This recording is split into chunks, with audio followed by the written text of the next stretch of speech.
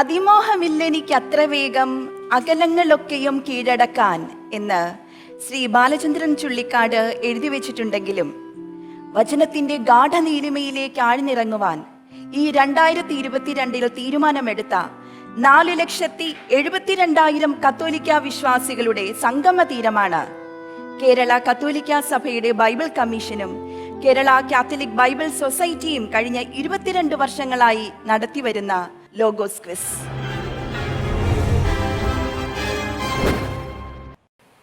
എത്രാമത്തെ നമ്പറാണ് പ്രിഫർ ചെയ്യുന്നത് അഞ്ജന? 7 പൂർണ്ണതയുള്ള നമ്പറാണ് അല്ലേ? ഓക്കെ, 7 പഠന സഹായി അനുസരിച്ച് നിങ്ങൾക്ക് ലഭിച്ചിട്ടുള്ളത് യേശുവിൻ്റെ ദേവാലയ ശുദ്ധീകരണത്തിൽ 3 പഴയ നിയമ സൂചനകൾ ഉണ്ട്. അവ ഏതെല്ലാം?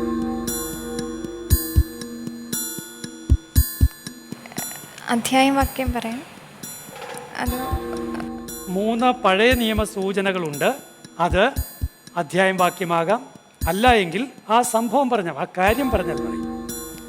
ദേവാലയത്തെയും പുരോഹിതന്മാരെയും ശുദ്ധീകരിക്കാനായി താൻ ആഗതനാകുമെന്ന് കർത്താവ് മലാക്കി പ്രവാചകനോട് പറയുന്നു. മലാക്കി പ്രവചനം അതാണ് ഒന്ന് പറയുന്നത്. പിന്നെ എല്ലാ കാഴ്ചകളും ബലികളും നിന്നു പോകുമെന്ന് ദാനിയേൽ പ്രവചിക്കുന്നു. ദാനിയേൽ പ്രവചനം. പിന്നെ ദേവാലയത്തിൽ ഇനി ഒരു വ്യാപാരിയും ഉണ്ടായിരിക്കുകയില്ലെന്ന് സക്കറിയ പ്രവചിക്കുന്നു. സഖറിയ പ്രവചനം. ഇത് 3 ശരിയാണോ എന്ന് നമുക്ക് നോക്കാം. മലാക്കി പ്രവചനം, ദാനിയേൽ പ്രവചനം, സഖറിയ പ്രവചനം. വളരെ ശരിയാണ്. ഈ 3 ഉത്തരങ്ങളും പൂർണ്ണമായും ശരിയാണ്. 15 മാർക്ക് അഞ്ജനയ്ക്ക് ലഭിക്കുകയാണ്. ശരി, നമുക്ക് തിരികെ പോകാം. നിമ ഏത് നമ്പറാണ് പ്രിഫർ ചെയ്യുന്നത്? 9. ശരി, 9ാമത്തെ ചോദ്യം. ഇസ്രായേലിനെ സൂചിപ്പിക്കാൻ പരമ്പരാഗതമായി പ്രവാചകന്മാർ ഉപയോഗിച്ചിരുന്ന ഒരു പ്രതീകമാണ് അത്തിമരം. 3 ഉദാഹരണങ്ങൾ പഴയ നിയമത്തിൽ നിന്ന് പറയുക. ജെറമിയ 8:13, ജെറമിയ 8:13, ഹോസിയ 9:10, ഹോസിയ 9:10, ജോയേൽ 1:7. ജോയേൽ 1:7. ഉത്തരം ശരിയാണോ എന്ന് നമുക്ക് നോക്കാം. ജെറമിയ 8:13, ജോയേൽ 1:7, ഹോസിയ 9:10 പൂർണ്ണമായി ശരിയാണ്. 15 മാർക്ക് ലഭിച്ചിരിക്കുന്നു. ബാക്ക് ഹോം അലീന ഏതാ നമ്പർ? 3. ത്രിത്വൈക ദൈവത്തിന് സ്തുതി പറഞ്ഞുകൊണ്ട് തുറക്കാം. ഓക്കെ. മുന്തിരിത്തോട്ടത്തിലെ കൃഷിക്കാരുടെ ഉപമ അനുതാപത്തിലേക്ക് ഇസ്രായേൽ ജനത്തെ നയിക്കാൻ ദൈവം നടത്തിയ നിരന്തര ശ്രമങ്ങളെ സൂചിപ്പിക്കുന്നു. ഉദാഹരണമായി 3 പഴയ നിയമ ഭാഗങ്ങൾ പറയുക. യെശയ്യാ 5-ാം 1-7 വരെ, യെശയ്യാ 5, സങ്കീർത്തനം 118, 22, 23, സങ്കീർത്തനം 118, 118, 22, 23. അറിയത്തില്ല, അറിഞ്ഞുകൂടാ. നമുക്ക് ഉത്തരം നോക്കാം. ഓക്കെ, ശരി. ജെറമിയ 3, 11, 14, എസക്കിയേൽ 16, 59, 63, ഹോസിയ 2, 2. അലീന ഇതിൽ ശരി ഉത്തരമൊന്നും പറഞ്ഞിട്ടില്ല, അതുകൊണ്ട് അലീനയ്ക്ക് മാർക്ക് ലഭിക്കുന്നില്ല. ഓക്കെ അലീന. സോ നമ്മൾ തിരികെ പോവുകയാണ്. ലൈല ടീച്ചർ ഏത് നമ്പറാണ് പ്രിഫർ ചെയ്യുന്നത്? 6 ഉണ്ട്. പഠന സഹായി പ്രകാരം 1 കോറിന്തോസ് 11, 23, 26 പൗലോസ് ചൂണ്ടിക്കാണിക്കുന്ന 3 കാര്യങ്ങൾ ഏവ?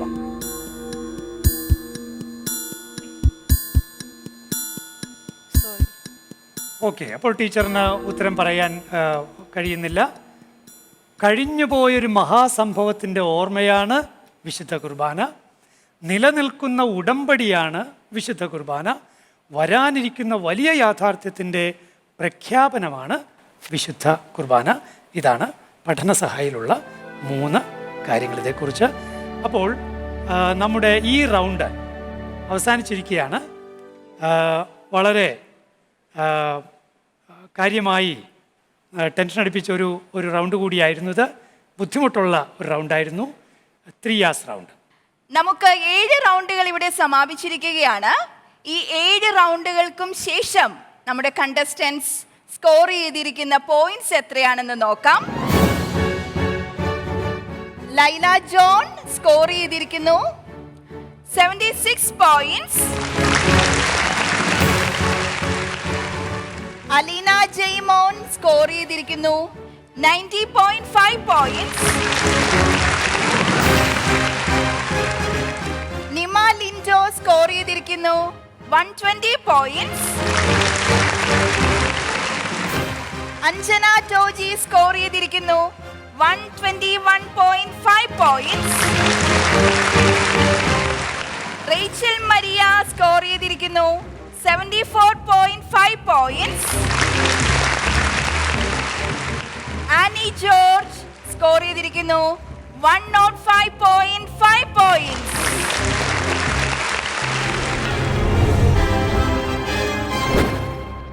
അപ്പോൾ നമ്മുടെ അടുത്ത റൗണ്ട് വാശിയേറിയ ബസർ റൗണ്ടാണ്.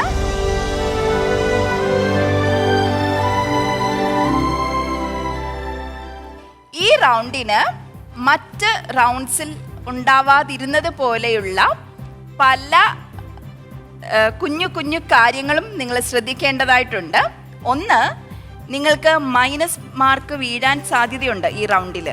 അത് എങ്ങനെയാണ് എന്ന് വെച്ചാൽ, ക്വിസ് മാസ്റ്റർ ചോദ്യം ചോദിക്കുകയും നിങ്ങൾ ബസർ കൈയമർത്തുകയും ചെയ്താൽ അതിന് കറക്റ്റായിട്ടുള്ള ഉത്തരം കൊടുക്കാൻ നിങ്ങൾക്കാകുന്നില്ല എങ്കിൽ, ഉത്തരം അറിയാത്ത ഒരു സിറ്റുവേഷൻ വന്നു കഴിഞ്ഞാൽ അത് മൈനസ് പോയിന്റിലേക്ക് പോകും. അതുകൊണ്ട് ചോദ്യം ക്വിസ് മാസ്റ്റർ പൂർണ്ണമായി ചോദിക്കുന്നത് വരെ നിങ്ങൾ കാത്തിരിക്കുക. കൃത്യം ഉത്തരം അറിയാമെങ്കിൽ മാത്രം നിങ്ങൾ ബസർ പ്രസ് ചെയ്യുക, ഉത്തരം പറയുക. നിങ്ങൾക്ക് ഒരു ചോദ്യത്തിന് 15 പോയിന്റ്സ് വെച്ച് ലഭിക്കും. ഇൻ കേസ് നിങ്ങൾക്ക് ഉത്തരം അറിയില്ലാതെയാണ് ബസറിൽ നിങ്ങൾ പ്രസ് ചെയ്യുന്നതെങ്കിൽ മൈനസ് പോയിന്റ് വീഴാൻ സാധ്യതയുണ്ട്. ഇതുവരെ ലഭിച്ചിരിക്കുന്ന പോയിന്റ്സിൽ നിന്ന് കുറയ്ക്കപ്പെടും സ്കോർ. നമ്മൾ ലോഗോസ് ഗ്രാൻഡ് ഫിനാലെ അവസാനത്തെ റൗണ്ടിലേക്ക് എത്തിയിരിക്കുക. 8ാമത്തെ റൗണ്ടില് മക്കാരിയോസ് റൗണ്ട്. മക്കാരിയോസ് എന്താ? മക്കാരിയോസ് ഭാഗ്യമുള്ളവൻ. ഈശോ പറഞ്ഞില്ലേ, ദരിദ്രരെ നിങ്ങൾ ഭാഗ്യവാന്മാർ, മക്കാരിയോയ്. അപ്പോൾ ഈ ഒരു സംഗതിയിൽ ഭാഗ്യത്തിൻ്റെ ഒരു എലമെൻ്റ് വളരെ കാര്യമായിട്ടുണ്ട് എന്നുള്ളത് കൊണ്ടാണ് ഈ പേരിട്ടിരിക്കുന്നത്. മക്കാരിയോസ് ബത്സർ റൗണ്ടാണ്. 1ാമത്തെ ചോദ്യം ഞാൻ ചോദിക്കാൻ പോകുന്നു. കൃത്യമായി ചോദ്യം മനസ്സിലാക്കിയിട്ട് നിങ്ങൾ ബസറമർത്തി ഉത്തരം പറയുക. ഒരു പുതിയ നിയമഗ്രന്ഥത്തിൻ്റെതായി നിലവിലുള്ള ഏറ്റവും പഴയ കൈയെഴുത്തു പ്രതി ഏത്? ഒരു പുതിയ നിയമഗ്രന്ഥത്തിൻ്റെതായി നിലവിലുള്ള ഏറ്റവും പഴയ കൈയെഴുത്തു പ്രതി ഏത്?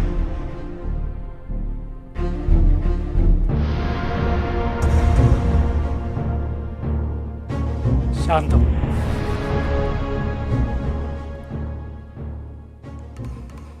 ഉത്തരം ഇല്ല. ശരി, നമുക്ക് ഉത്തരം എന്താണെന്ന് നോക്കാം. All right.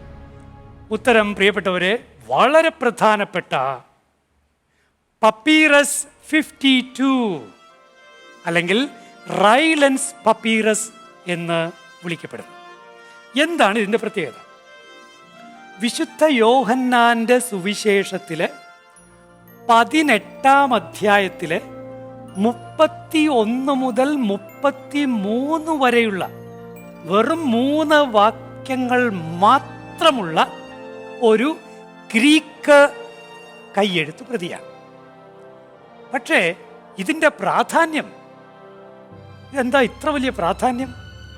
കാരണം അതിൻ്റെ പഴക്കം കണക്കാക്കിയിരിക്കുന്നത് AD 125-നും 150-നും ഇടയ്ക്ക് എന്നാണ്. അതിൻ്റെ അർത്ഥം വിശുദ്ധ യോഹന്നാൻ്റെ സുവിശേഷം 100-ലോ 105-ലോ എഴുതപ്പെട്ടതിനു ശേഷം വെറും 20-25 വർഷം കൊണ്ട് അതിൻ്റെ ഒരു ഗ്രീക്ക് ശകലം അങ്ങ് ദൂരെ ആഫ്രിക്കയിൽ, ഈജിപ്തിൽ ഉണ്ടായി എന്നുള്ളതാണ്. അപ്പോൾ നമുക്ക് ഈ വാട്സാപ്പൊക്കെ ഉള്ളതുകൊണ്ട് ഇതിൻ്റെ പ്രാധാന്യം മനസ്സിലാവില്ല.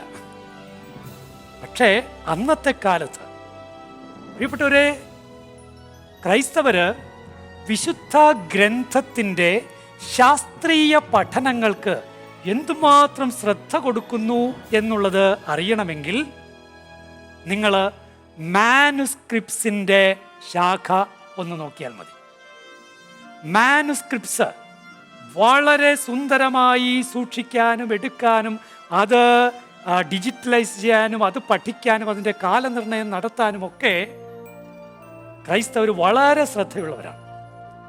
അപ്പോൾ പപ്പീറസ് 52 റൈലൻസ് പപ്പീറസ്, ഏതാണ്ട് 1000-ഓളം ഇത്തരത്തിലുള്ള പപ്പീറസ് കളക്ഷനുള്ള ഒരിടത്ത് ആണ് ഇത് ഇപ്പോൾ ഉള്ളത്.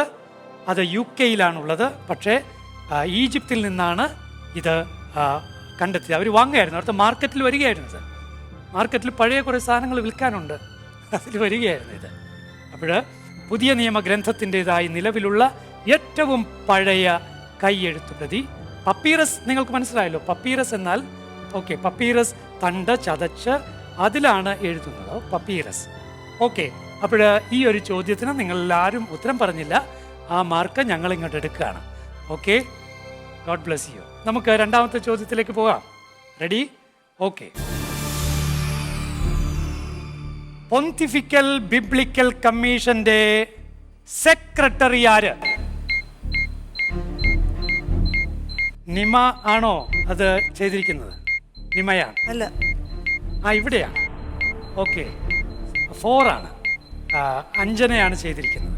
പൊന്തിഫിക്കൽ ബിബ്ലിക്കൽ കമ്മീഷന്റെ സെക്രട്ടറി ആര്? സിസ്റ്റർ നൂറിയ കാൽഡെക് ബെനേജസ്. സിസ്റ്റർ നൂറിയ കാൽഡൂച്ച് ബെനഗസ്, സ്പാനിഷ്കാരിയായ ബഹുമാനപ്പെട്ട സിസ്റ്റർ നൂറിയ. ചരിത്രത്തിൽ ആദ്യമായിട്ടാണ് പൊന്തിഫിക്കൽ ബിബ്ലിക്കൽ കമ്മീഷന്റെ തലപ്പത്ത് ഒരു വനിത വന്നിരിക്കുന്നത്. ഈ സിസ്റ്റർ കഴിഞ്ഞ കുറേ വർഷങ്ങളായി അതിലെ മെമ്പറായിരുന്നു. ഇപ്പോൾ 2025 വരെ അവരുടെ പ്രസൻസ് നീട്ടിക്കൊടുത്തിരിക്കുകയാണ്. 2021 സിസ്റ്ററിനെ സെക്രട്ടറി ആയിട്ട് നിയമിച്ചു. എന്താ pontifical biblical commission? Pontifical biblical കമ്മീഷന്റെ ഉത്തരവാദിത്വം എന്താ? സഭ ഔദ്യോഗികമായി വിശുദ്ധ ഗ്രന്ഥ സംബന്ധിയായ പഠനങ്ങൾ നടത്താൻ ഔദ്യോഗികമായി ഏൽപ്പിക്കുന്ന ബൈബിൾ പണ്ഡിതരുടെ ഒരു കമ്മീഷനാണ്, സമിതിയാണ് പൊന്തിഫിക്കൽ ബിബ്ലിക്കൽ കമ്മീഷൻ. അതിലേക്കാണ് സിസ്റ്റർ നൂറിയ കാൽഡൂച്ച് ബെനഗസ് വന്നിരിക്കുന്നത്.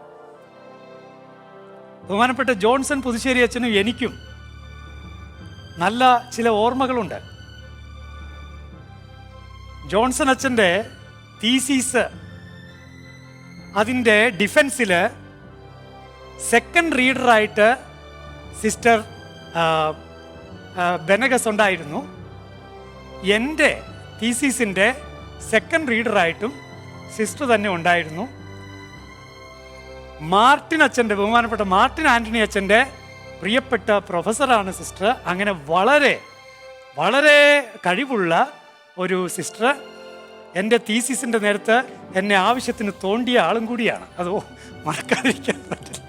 കാരണം തീസിസിൻ്റെ ഡിഫൻസിന് വളരെ ശക്തമായ വാദഗതികൾ ഉന്നയിക്കുക, അതിനെ എതിർക്കുക, അതിന് പോയിന്റ്സ് പറയുക, അങ്ങനെ വളരെ കഴിവുള്ള very intelligent sister, Spanish sister. Okay, നമുക്ക് മുന്നോട്ട് പോകാം. ഉത്തരം കൃത്യമാണ്.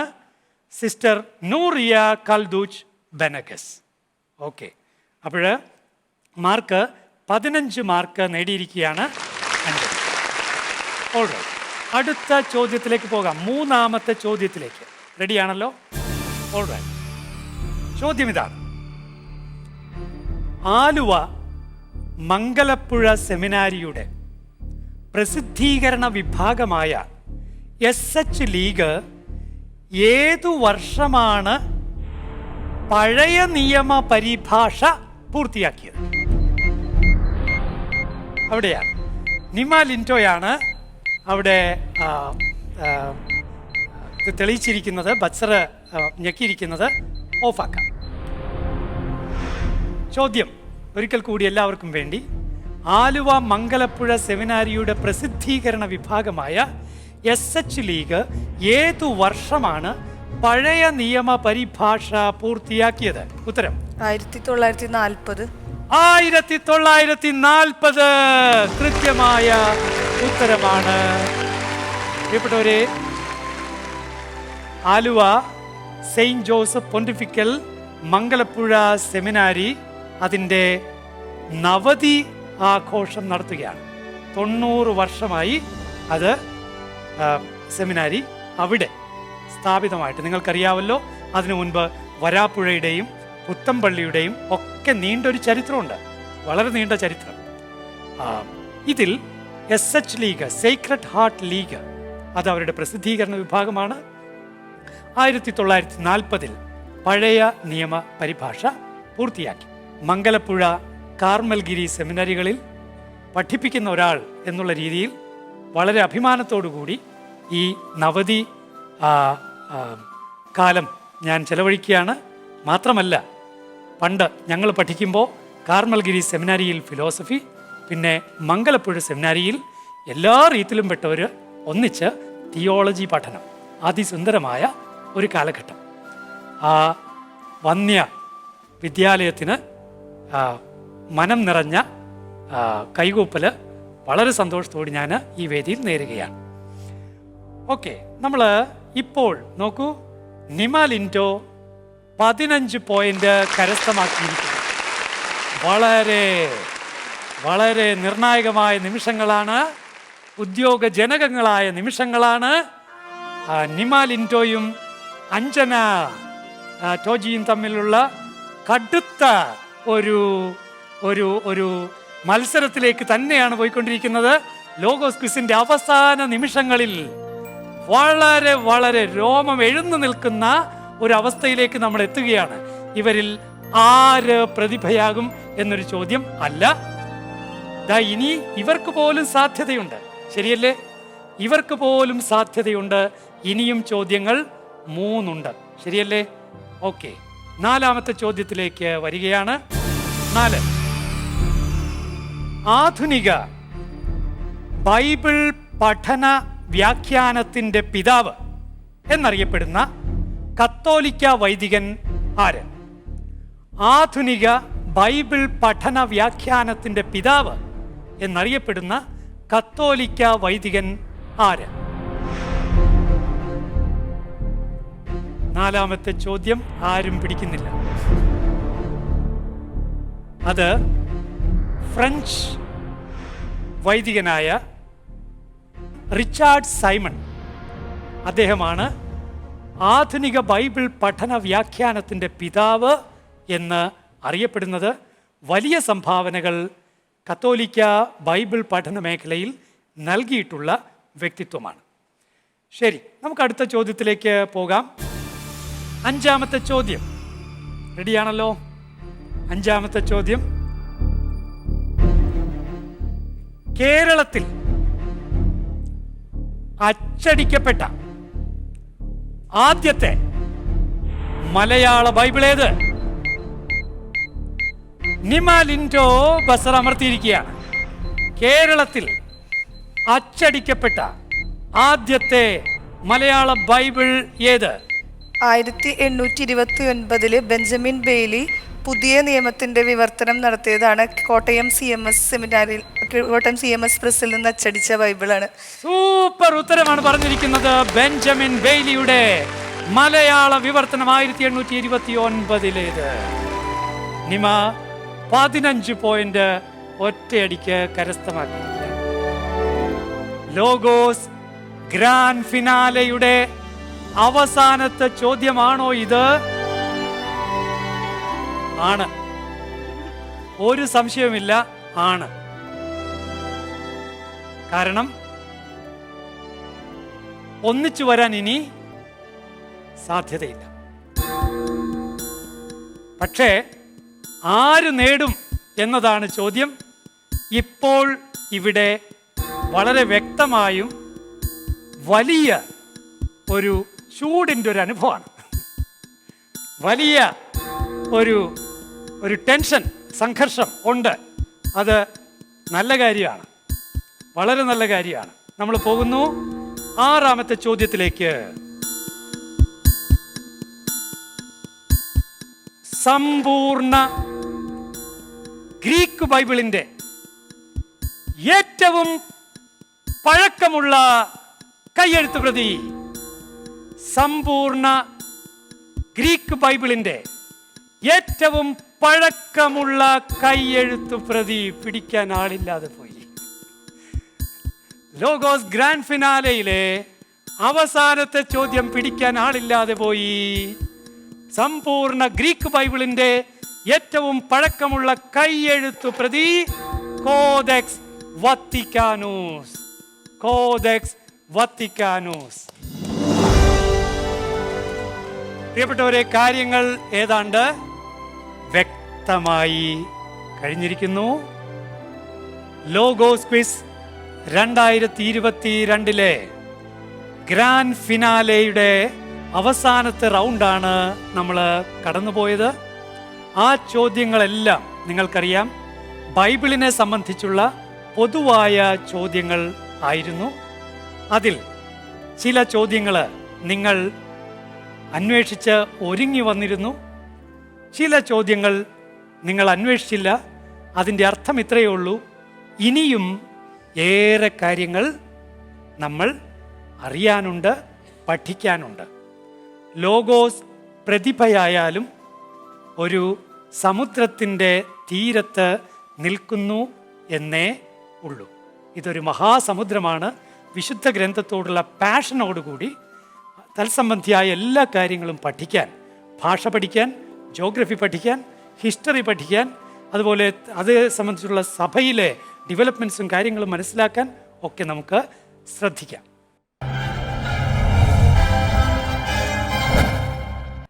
ഭാഗ്യവതികളുടെ റൗണ്ടായ മക്കാരിയോസ് റൗണ്ട് സമാപിക്കുമ്പോൾ നമുക്ക് മനസ്സിലാവുന്നത് 6 മത്സരാർത്ഥികളിൽ 2 പേർക്കാണ് സ്കോർ ചെയ്യാനായത്.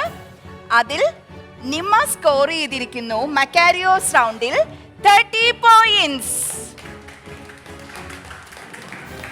നിമയ്ക്കൊപ്പം തന്നെ അഞ്ജനയും ഈ മക്കാരിയോസ് റൗണ്ടിൽ സ്കോർ ചെയ്തിട്ടുണ്ട്. അഞ്ജനയ്ക്ക് ലഭിച്ചിരിക്കുന്നത് 15 പോയിന്റ്സ്. അപ്പോൾ വിധി നിർണായകമായ ഈ മക്കാരിയോസ് റൗണ്ട് 8ാമത്തെ റൗണ്ട് സമാപിക്കുമ്പോൾ നമുക്ക് ലോഗോസ് പ്രതിഭ ആരാണെന്ന് മനസ്സിലായി കഴിഞ്ഞിരിക്കുന്നു. അത് ഔദ്യോഗികമായി പ്രഖ്യാപനം ചെയ്യുവാൻ Kerala catholic bible commission secretary reverend father doctor Joju കോക്കാടിനെ സ്നേഹപൂർവ്വം ക്ഷണിക്കുന്നു. സ്നേഹമുള്ളവരെ, 2022 മനോഹരമായിട്ടുള്ള മെഗാ ഫൈനൽ ഉദ്യോഗജനകമായിട്ടുള്ള നിമിഷങ്ങൾ പര്യവസാനിക്കുകയാണ്. വചനത്തോടുള്ള വലിയൊരു മത്സരം, വചന മത്സരം.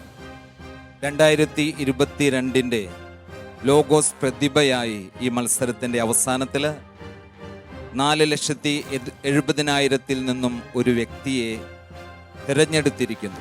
അതൊരു വലിയ സന്തോഷമാണ്. 2022 ലോഗോസ് മത്സരങ്ങൾക്ക് ഒത്തിരിയേറെ പേര്, 4,70,000 പേർ പങ്കെടുത്തിട്ടുണ്ടെങ്കിൽ അതിനോട് ചേർന്ന് വളരെയേറെ പേർ ഇതിൻ്റെ വിജയത്തിനായിട്ട് പരിശ്രമിച്ചിട്ടുണ്ട്. അവരെല്ലാം ഒറ്റവാക്കിൽ നന്ദിയോടുകൂടെ ഓർക്കുകയാണ്. ലോഗോസ് 2022 മെഗാ ഫൈനലിൻ്റെ റിസൾട്ട് ഇപ്പോൾ പ്രഖ്യാപിക്കുകയാണ്.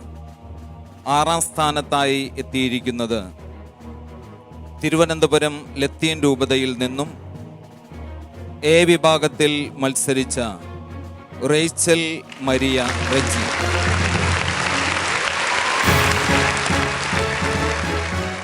5ാം സ്ഥാനത്ത് എത്തിയിരിക്കുന്നത് പാലക്കാട് രൂപതയിൽ നിന്നും ലൈല ജോൺ. 4ാം സ്ഥാനത്ത് എത്തിയിരിക്കുന്നത് ചങ്ങനാശ്ശേരി അതിരൂപതയിൽ നിന്നും അലീന ജെയ്മോൻ. വാശിയേറിയ മത്സരത്തിൽ 3ാം സ്ഥാനത്ത് എത്തിയിരിക്കുന്നത് തൃശൂർ അതിരൂപതയിൽ നിന്നുള്ള ആനി ജോർജ്. 1ഉം 2ഉം സ്ഥാനങ്ങൾ വാശിയേറിയ മത്സരം ഉടനീളം നമ്മൾ കണ്ടു. അവസാന റൗണ്ടിൽ മാത്രമാണ് ക്വിസ് മാസ്റ്ററിന് വിജയിയെ തീരുമാനിക്കാനും സാധിച്ചത്. മത്സരിച്ച് ജയിക്കുന്ന ലോഗോസ് 2022 റണ്ണർ അപ്പായിട്ട് വരുന്നത്, 2ാം സ്ഥാനത്തേക്ക് വരുന്നത് പാലാ രൂപതയിൽ നിന്നുള്ള അഞ്ജന ടോജി. സ്നേഹമുള്ളവരെ, 22 വർഷത്തെ ലോഗോസ് മത്സരങ്ങളിൽ ആദ്യമായാണ് കേരളത്തിന് പുറത്ത് നിന്ന് ഒരു ലോഗോസ് പ്രതിഭ വരുന്നത്. ഇത് ഈ വർഷത്തിൻ്റെ വലിയൊരു പ്രത്യേകതയാണ്. ഈ വർഷത്തിൽ ഒത്തിരിയേറെ പ്രത്യേകതകൾ ദൈവാനുഗ്രഹത്താൽ സംഭവിച്ചു. അതിൽ വേറൊരു പ്രത്യേകതയാണ് മാണ്ഡ്യ രൂപതയിൽ നിന്ന്, കേരളത്തിന് പുറത്തു നിന്ന് വരുന്ന നിമ ലിൻഡോ ലോഗോസ് പ്രതിഭയായി മത്സരത്തിൽ വിജയിച്ചിരിക്കുന്നു. സന്തോഷത്തിൻ്റെ നിമിഷങ്ങൾ. കേരളത്തിന് പുറത്തു നിന്നുള്ള ആദ്യത്തെ ലോഗോസ് പ്രതിഭ നിമ ലിൻഡോ മാണ്ഡ്യ രൂപതയിൽ നിന്നും IT ഫീൽഡിൽ മനോഹരമായിട്ട് സേവനം ചെയ്യുമ്പോൾ ബൈബിളിൻ്റെ വചന മത്സരത്തിലേക്ക്, ബൈബിൾ തപസ്യയിലേക്ക് കടന്നു വരുന്ന വ്യക്തി ലോഗോസ് പ്രതിഭയായിട്ട് ഉയർത്തപ്പെടുന്നു. സ്നേഹമുള്ളവർ, ഈ 6 പേരും ആരും പിറകിലല്ലായിരുന്നു. വളരെ വീര്യത്തോടുകൂടെ തന്നെ മത്സരിച്ചു, മനോഹരമായിട്ട് പര്യവസാനിക്കുകയാണ്.